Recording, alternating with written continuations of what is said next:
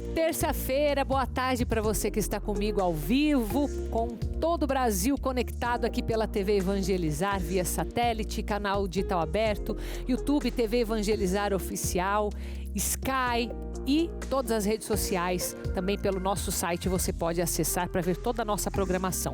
Bom, nesse dia de hoje a gente vai falar sobre vários assuntos super interessantes. Primeiro deles, acidentes de trabalho. Nós nos preocupamos e nos cuidamos em todas as áreas e, inclusive, temos que olhar para alguns números de acidentes de trabalho. Então, quem vai falar sobre esse assunto com a gente é um ortopedista. Ele vai falar um pouco desse número que é meio gritante, 23 mil mortes nos últimos 10 mil anos. Então, Dr. Eduardo Novak, que é também coordenador de ortopedia e traumatologia do Hospital Cajuru, Universitário Cajuru aqui de Curitiba, vai falar com a gente sobre isso.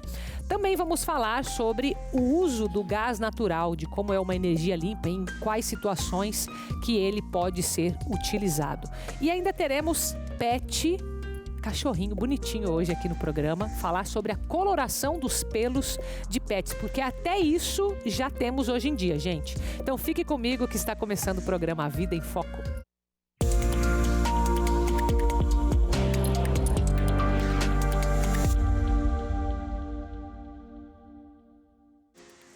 Bom, quando a gente fala em acidente de trabalho, na verdade estamos falando sobre segurança. Segurança do trabalho é o que importa.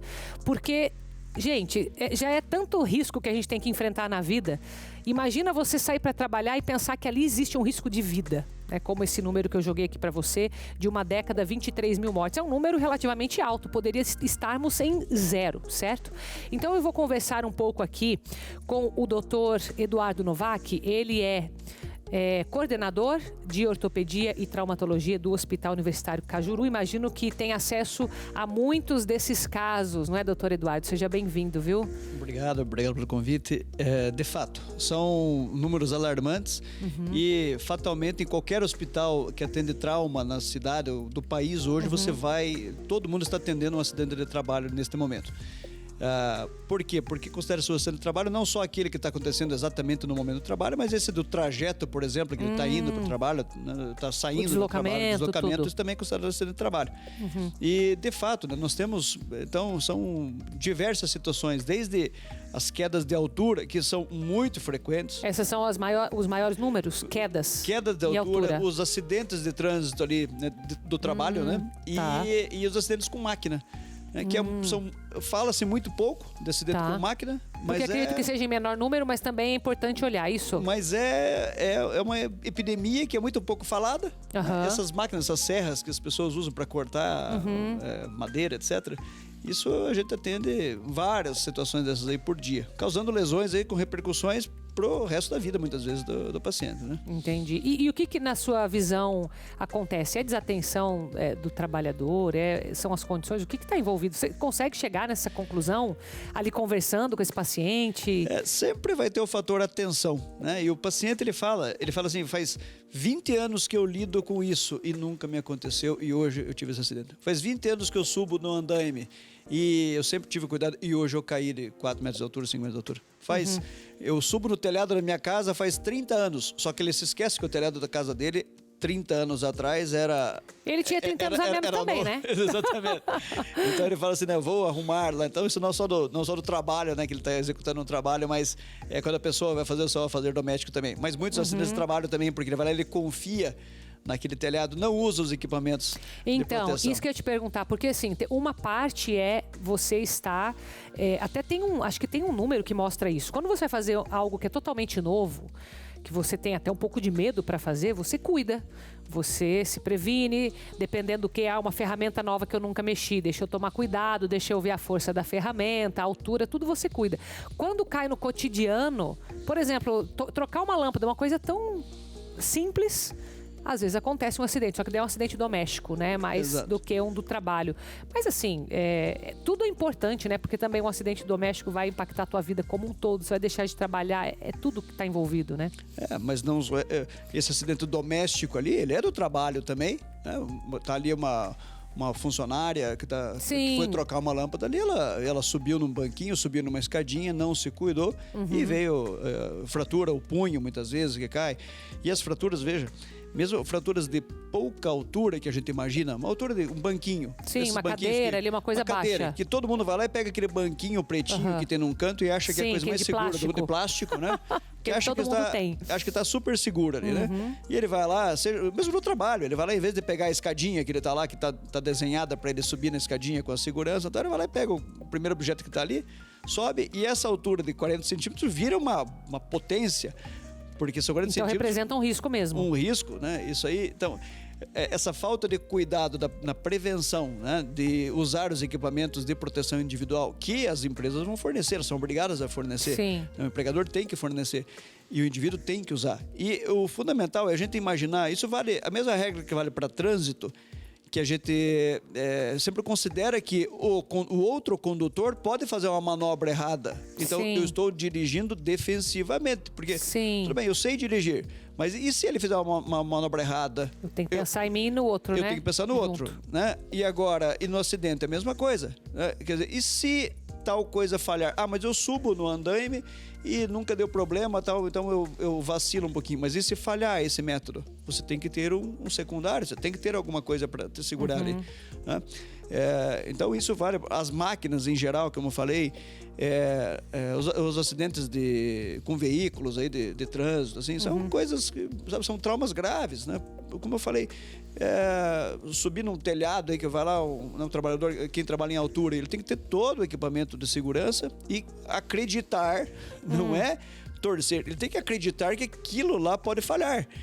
Ele tem que, existe um risco, né? Existe um risco. Ele tem que estar no mínimo risco, mas ele tem que olhar. É bem isso que você falou. Às vezes a pessoa ela faz tanto aquilo que ela deixa de checar alguma coisa que ela teria checado na primeira vez usando. Exatamente. Uma corda, alguma coisa, né? Exatamente. E a gente vê também um pico de incidência, por exemplo, segunda-feira de manhã.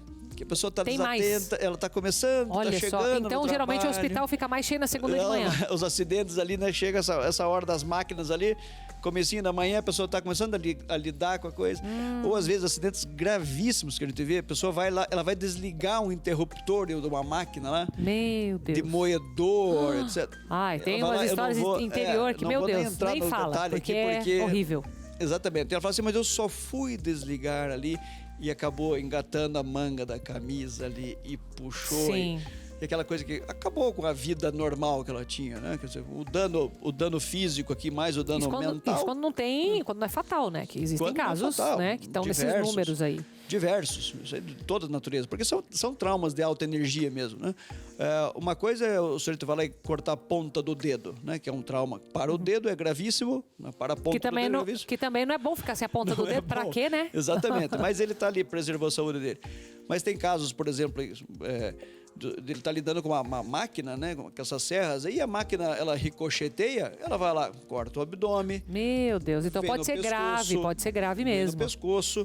Então, pode ser grave, né? E sempre, dificilmente vai ser, como eu já estava comentando agora há pouco, né? Dificilmente vai ser aquela pessoa que ela começou agora, porque você está tendo cuidado, né? Geralmente tem alguém experiente. Faz 15 anos que eu faço isso. Eu já cortei 1 milhão de madeiras aí e acabou ele se descuidando naquele momento ali, né? Então, acho que aqui o principal, digamos, a principal mensagem é essa atenção, independente se é a milésima vez que está fazendo ou não, né? Exatamente. Eu acho que com isso reduz bastante, certo? Exatamente. Esse é o principal fator para a gente que a gente vai levar em conta, né? Porque a máquina em si, a altura em si, ela está ali, está delimitado. Tem um telhado, tem um andaime, está ali, você sabe. A tábua está colocada daquela forma, etc. Já sabe aquele. Mas o que pode falhar ali? Então, eu vou prestar atenção e eu vou imaginar, será que eu estou tomando todos os cuidados aqui? Vou alertar o meu colega de trabalho que está ali, para ele também tomar o cuidado, né? Para ele também checar e rechecar sempre. Vou conversar com o pessoal da engenharia de segurança do trabalho diante de qualquer situação que eu veja que esteja incorreta ali, que eu possa ajudar os meus colegas e a mim, né? Eu tenho que estar ciente disso aí, quer dizer, isto aqui pode falhar, né? Isso aqui pode não dar certo e se acontecer? Se acontecer, eu vou estar em maus lençóis ou o meu colega vai estar em maus lençóis ali.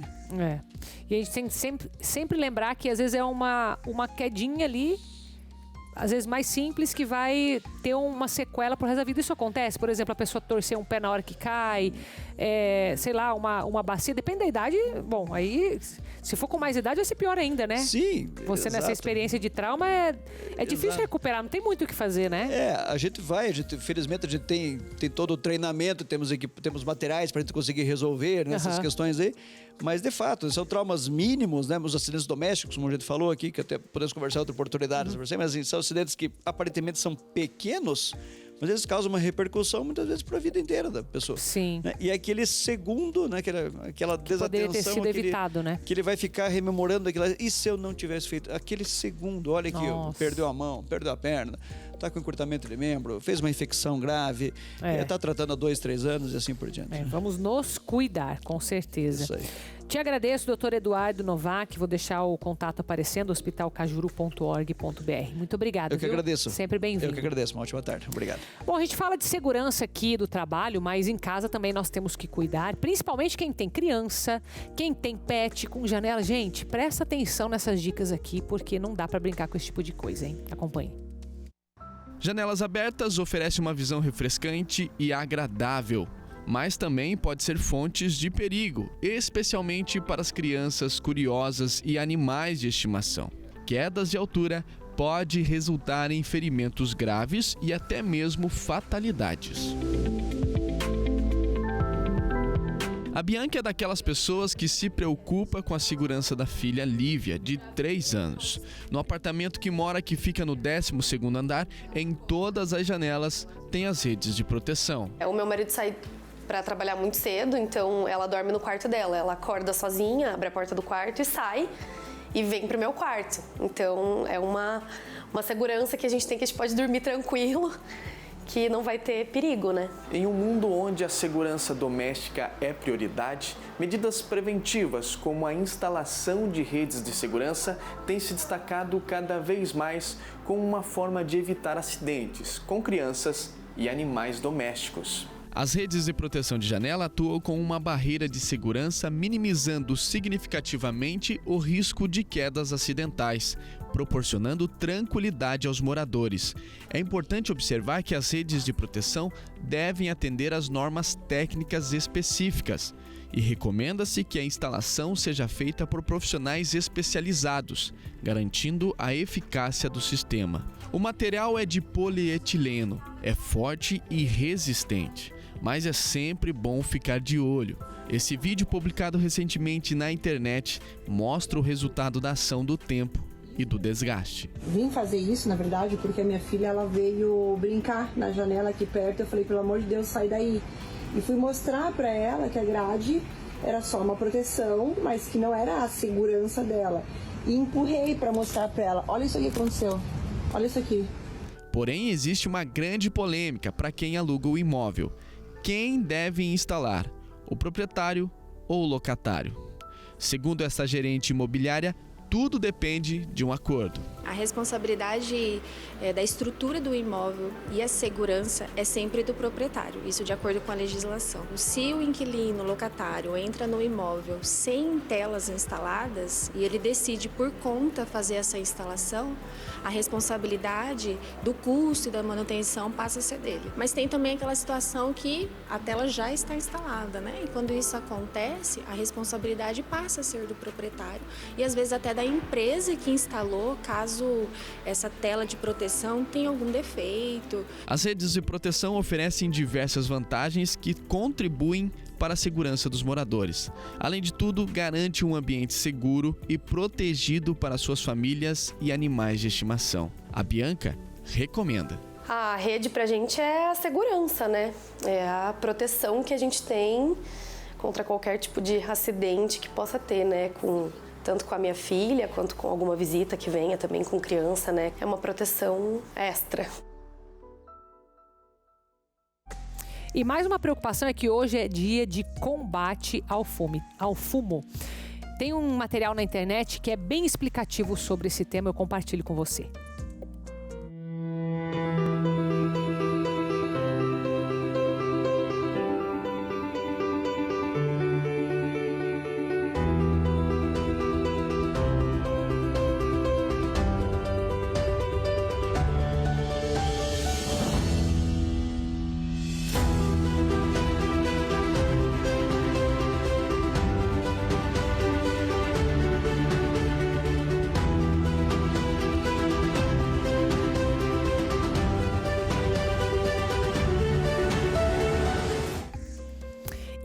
você também para um show especial do Tiago Brado, que vai acontecer aqui no Anfiteatro da Obra Evangelizar, Anfiteatro Jesus das Santas Chagas, dia 1º de setembro, próxima sexta-feira, às 19 horas. É um show com público, então venha, participe conosco e em breve você vai ter acesso a esse material. Vamos sair para o nosso intervalo e na volta a gente vai falar sobre o gás natural e ainda teremos coloração de pelagem de pet no programa de hoje. Eu volto já.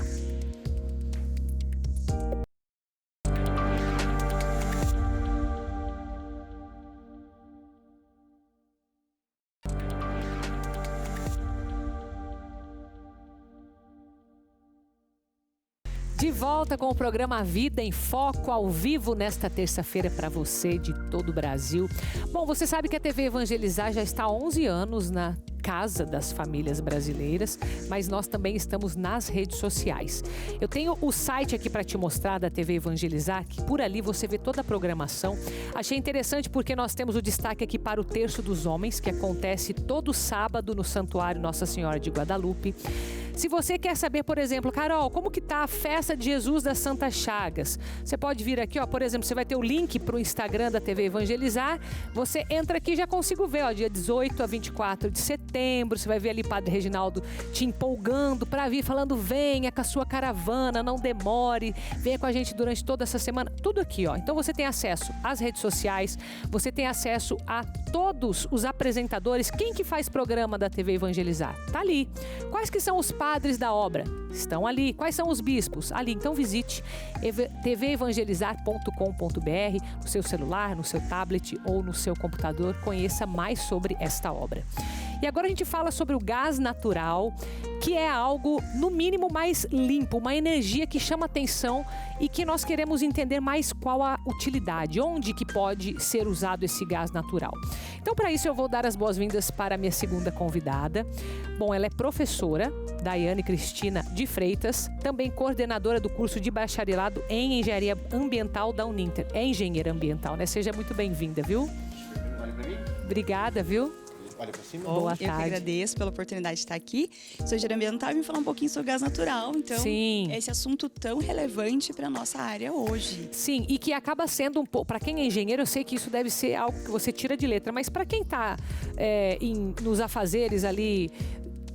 finanças, tá cuidando da casa, tá cuidando da família, às vezes fala, tá, o que é esse gás natural? Então vamos falar algo básico que talvez soe para você, mas o que é esse gás natural? Como que se usa? Qual que é a utilidade dele hoje na nossa sociedade? Primeiro, eu acho que é importante, para quem não conhece nada sobre energia, entender que o gás natural, ele é uma fonte vista hoje como uma fonte mais limpa. Tá, ou seja, menos poluente. Isso, tá. Quando a gente compara ali com aqueles derivados do petróleo. Não chega a ser uma fonte renovável, mas é uma fonte mais limpa hoje. Tá. Então, a utilização desse gás, ela é ampla. Então, desde lá, utilizar no nosso fogão, então, para consumo dentro das nossas casas, nossas residências, também na área comercial, nos veículos, que hoje também é muito comum, com a pandemia, onde teve um preço elevado do combustível, no caso da gasolina, muitos carros, os proprietários fizeram modificação para utilizar para colocar o gás natural. Tá. Que é o GNV ali, né? O gás natural veicular. Certo, é diferente um pouco, né? Do de cozinha, por exemplo, é um gás natural, mas ele é modificado, no caso, sei lá. O que a gente usa hoje de cozinha, onde não temos o gás natural, é o GLP, que é o gás feito de petróleo. E esse sim é o derivado de petróleo, que é mais poluente, é mais inflamável. Então tem um pouquinho de diferença em relação a esses dois. E, por exemplo, quando se fala numa substituição desse que é derivado do petróleo de um gás natural, qual que é a vantagem dele, fora essa questão de ser uma energia mais limpa? Ele é muito caro ainda, a instalação dele, a segurança, como que é essa comparação? É bem interessante isso, porque quando a gente pensa numa residência, ou pensando em condomínios, né, que tem uma estrutura um pouquinho mais difícil de se mexer. Quando a gente pensando assim no condomínio, então quem mora lá em condomínio, tem uma central de gás, onde nós temos os botijões que tem o GLP. No caso, se for transformar para o gás natural, vai tirar aquela central ali e todo o encanamento então, ele muda toda a central, então? Isso. Na verdade, a central acaba não existindo mais. Por quê? Porque o gás ele vem encanado. Então, ele vem como se fosse um encanamento de água. Então, ele vem direto da distribuição para o nosso registro de gás dentro de casa, para utilizar no fogão. Então, aquela central, onde ocupa um espaço gigante, dependendo do condomínio, com o seu número de moradores, onde tem o botijão, a empresa vem ali e faz essa recarga com frequência, não é necessário, porque esse gás vai vir, então, encanado. Tá, mas vem cá, então eu preciso de ter uma estação desse gás natural próximo? Como que é essa? Isso, acontece a distribuição. Então, primeiro que acontece lá a extração, tem o refino, um pouquinho diferente ali em relação ao GLP, que é o gás de botijão. Tá. E a partir do momento com que sai da refinaria, tem uma distribuição. E aí é uma empresa, então no caso de cada estado, vai ter uma empresa X que vai fazer essa distribuição, que vai ter essa canalização que vai chegar nas residências. E aí a gente vai pagar pelo preço do metro cúbico consumido. Tá. E pelo fato dele ser encanado, ele representa algum risco dentro da casa? Como que é a manutenção? O gás encanado, a gente pode considerar que ele tem um risco menor do que o gás de botijão. Menor do que o de botijão, olha só. Porque ele chega numa pressão menor no nosso fogão e porque a gente não está armazenando ele. Quando a gente pensa no botijão de gás, que na maioria das residências o botijão está dentro de casa, o que é incorreto. Então, para ter um botijão, ele precisa ser fora de casa, numa casinha de gás, porque se acontecer algum vazamento, ele está fora. Sim. Então, e um encanado não. É a maneira com que ele vai chegar ali, a gente vai abrir o botãozinho do fogão, vai utilizar ele e a maneira com que ele vai saindo, a gente vai consumindo, então queimando na chama. Caso aconteça algum vazamento, ele também é mais seguro nesse ponto, porque ele é mais leve que o ar e ele vai se dissipar muito rápido. Enquanto o GLP, que é o de botijão, ele é mais denso, então ele é pesado e ele vai se depositar no piso. Então, no piso da cozinha, por exemplo, ele vai então ficar ali depositado. E o gás natural, ele vai se dissipar.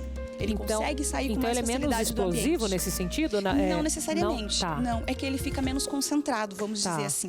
Né? E é fácil de detectar um vazamento por gás natural ou não? Pelo cheiro, porque apesar dele não ter cheiro, né, ele é incolor, inodoro, mas tem então a adição... Adicionado. Isso, que é um cheirinho meio que é o mesmo que é feito do petróleo, né? Que a gente também sente adicionado. Que é justamente para aderir segurança nesse processo, porque realmente a gente não sente o cheiro do gás ali. Entendi. E como que está o uso do gás natural no Brasil? Então, hoje já tem uma utilização de mais ou menos 13% na nossa matriz energética. Então, pensando em todas as fontes que a gente tem, a eólica, a solar, a hidrelétrica, que hoje é muito grande, termoelétrica. Então, o gás natural, ele corresponde mais ou menos 13% da nossa matriz. Já é bastante, né?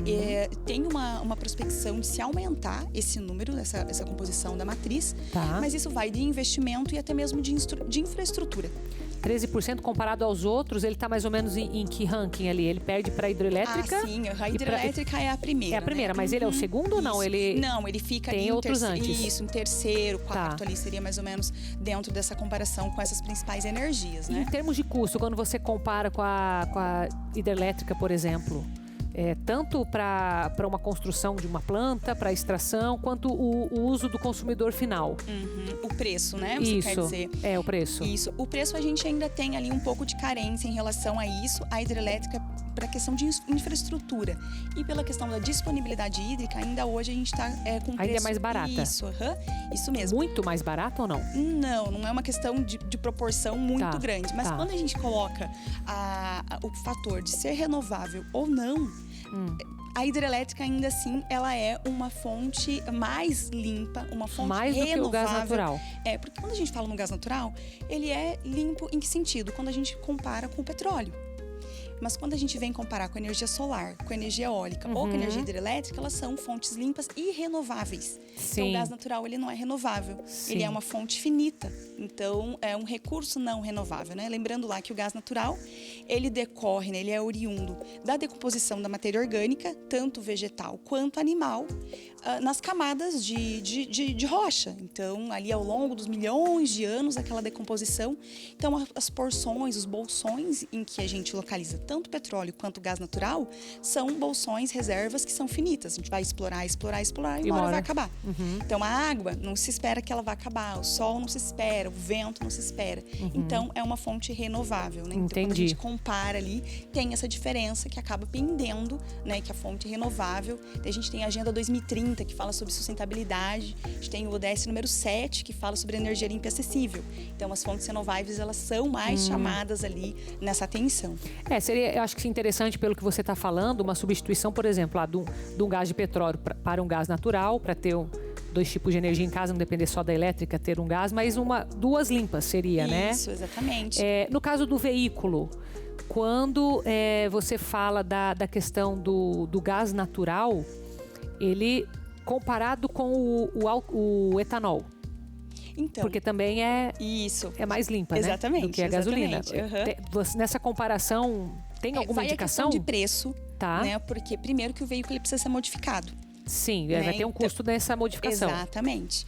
Então, dependendo da quilometragem, do ano do carro, dá a diferença ali em relação às duas energias, né? Os dois combustíveis, vamos dizer assim. Mas ainda assim, o etanol ele tem um preço bem acessível. Apesar, né, dependendo do carro, o consumo vai ser diferente. Sim. Mas essas duas fontes ali seriam, em termos de energia limpa? Rendimento, né? De energia limpa, ainda assim, o etanol ainda ganha do gás natural. Do gás natural. Entendi. Isso mesmo. É bom de ter noção, né? E pensando assim, o que poderia substituir o gás natural hoje? A gente tem o biogás. Então, o biogás, pensando em principalmente área agrícola ou pequenas propriedades, pequenas comunidades, o biogás ele nada mais é que um gás realmente natural, que é feito da decomposição de matéria orgânica. Que é o que vem da soja, essas coisas ou não? Pode ser da soja, de resíduo orgânico, do nosso próprio resto de alimentos. Sim. Se a gente colocar isso em um pote, coletasse o gás que é produzido daquela decomposição. Então, isso gera energia também, exatamente. Que interessante. Então, é muito comum em a gente viajando, por exemplo, ver grandes propriedades onde tem suinicultura, por exemplo, que a gente vê aqueles bolsões. Então, ali, provavelmente, o que está acontecendo? Está fazendo a coleta dos dejetos daqueles animais. E produzindo gás. Exatamente. Então, tem um armazenamento, depois passa por um filtro e consegue utilizar aquele gás para gerar energia. Que interessante. Então, esse seria um biogás. Então, seria um gás natural também, não é o gás natural que a gente está falando aqui, mas seria uma substituição para isso. Interessante. Interessante também a gente olhar para esse. Olha, muito obrigada, viu? Muito boa a nossa conversa. Vou deixar seu Instagram aparecendo ali, viu? Professora Daiane Cristina de Freitas, muito obrigada, viu? Obrigada a você. Bom, agora a gente vai falar, dentro dessa questão do meio ambiente, em Maringá aconteceu um simpósio que usa e falava sobre os bioinsumos. Acho que tem a ver com essa conversa que nós estávamos falando ali. Convido você a assistir. Acompanhe. O interesse por bioinsumos tem crescido nos últimos anos. Os principais motivos para isso são a capacidade que eles têm de aumentar a produtividade e reduzir impactos ambientais. Os bioinsumos na agricultura foi tema do simpósio que aconteceu em Maringá, na região noroeste do Paraná, que reuniu técnicos e engenheiros agrônomos, pesquisadores e produtores para discutir as soluções a partir do uso desses biológicos. A agricultura que é feita hoje no estado do Paraná, ela é insustentável. Nós temos problemas sérios de erosão, tanto perda de nutrientes, poluição da água, como perda do solo, principalmente da matéria orgânica, e redução da biota do solo. O que nós estamos fazendo nesses 3 dias é discutir um modelo de agricultura mais sustentável. De imediato, o que pesa para o agricultor é redução de custo. Então, é mostrar como é que a gente pode reduzir o custo de produção para que ele possa ter viabilidade na sua atividade. Tá? E também para diminuir o impacto do uso de agrotóxico. Então, vou trocar um agrotóxico normal por um produto biológico. Esse é o principal desafio. Os bioinsumos são vistos como o próximo passo para a revolução da forma como são produzidos os alimentos, sejam eles de origem animal ou vegetal. E o simpósio trouxe alternativas bem-sucedidas, destacando a produção sustentável com a utilização de bioinsumos que podem ser usados em diferentes cultivos e que favorecem a agricultura como um todo. Hoje tem muitos grandes produtores montando grandes biofábricas para uso próprio. Isso é fato real. Aqui em Maringá nós temos pequenos agricultores organizados em cooperativas, onde eles fazem uso de bioinsumos, reduzindo o impacto dos agrotóxicos, melhorando a qualidade do solo, utilizando as plantas de cobertura, e são produtores pequenos. Fruticultor em Cerro Azul, na região metropolitana de Curitiba, Márcio veio em busca de ampliar o conhecimento e melhorar suas práticas. O mesmo objetivo de seu Dario, que cultiva hortaliças em floresta na região de Maringá. Estou aqui mais para aprender, né? E que é uma coisa nova para mim, né? Então, pegar informação para poder estar utilizando na minha lavoura os bioinsumos, né? Mais conhecimento aqui hoje. Na verdade, a gente tem que buscar conhecimentos novos, né? do jeito que a agricultura vai indo, é muito complicado, né? O uso de agrotóxico tem contaminado muito o meio ambiente. E eu trabalho com agricultura orgânica de hortaliças, mas a gente vê ainda muita dificuldade de conhecimento, né? Por isso que eu vim no simpósio. E você já pensou em colorir os pelos do seu animal de estimação? Pois é, vou te mostrar que isso existe. Aqui no programa a gente vai ver hoje a coloração da pelagem dos animais pets. Eu volto já.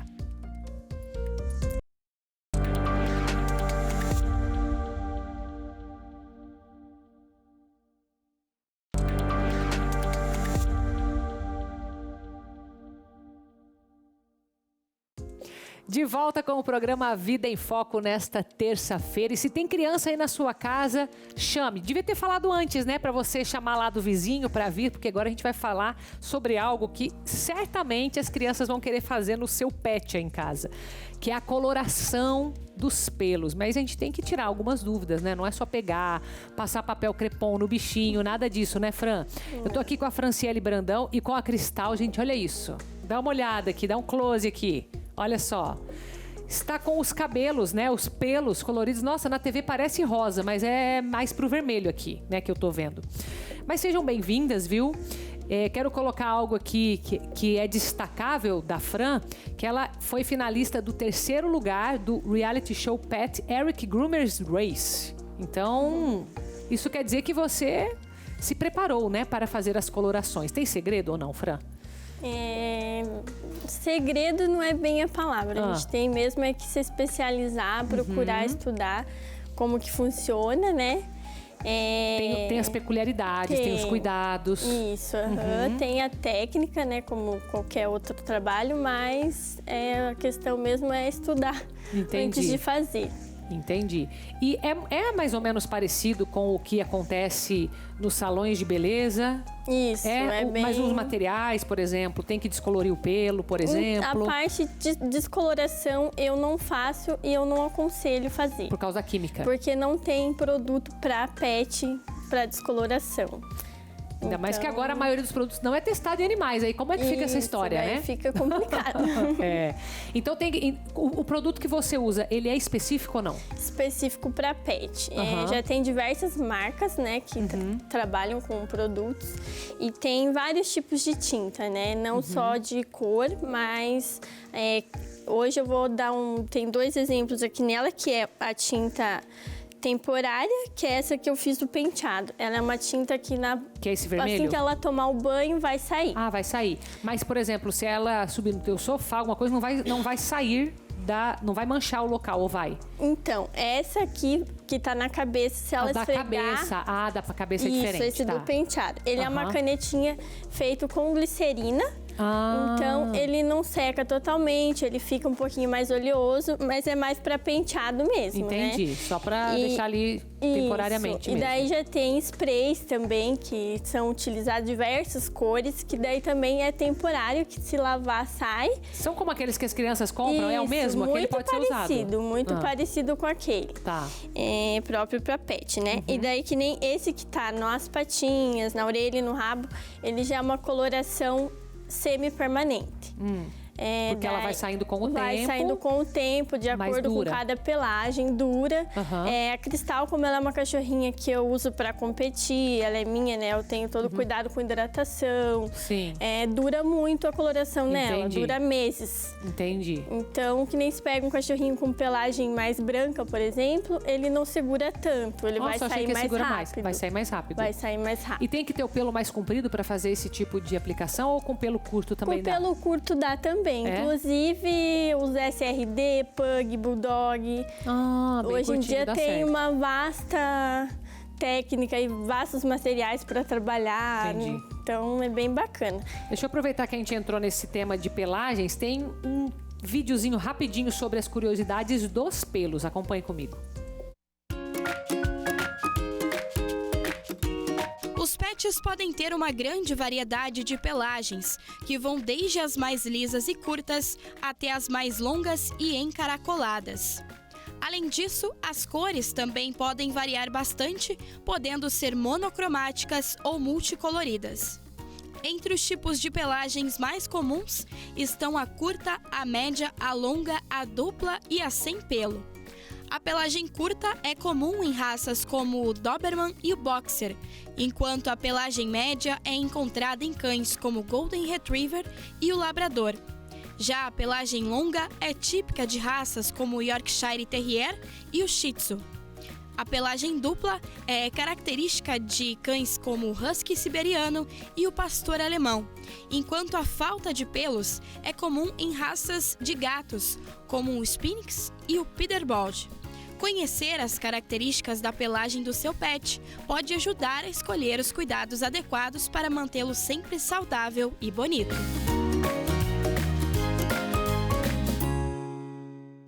Fran, você precisa olhar para o tipo do pelo para escolher o que você vai fazer na coloração? Sim. É?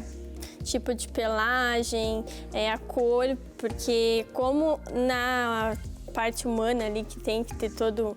O que eu vou ter aqui para trabalhar a base do meu pelo, ele vai definir como vai ficar o final. Se eu pego que nem a Cristal, ela tem essas partes marrom, eu passar um rosa, não vai ficar rosa. Porque a base dela é outra. Entendi, vai misturar. Entendi. Então, por isso que eu digo a parte de estudar, porque isso é o cliente vem, ele quer aquele rosa maravilhoso que ele viu na internet, mas se o pelo não é branco, não vai ficar. Entendi. Então, você tem que saber as combinações também. Isso, tem que estudar para estar passando, porque senão daí no final o cliente pode ficar decepcionado e depois que pintou, se for uma tinta semi-permanente, uma permanente ela não vai sair, ela vai levar um tempo.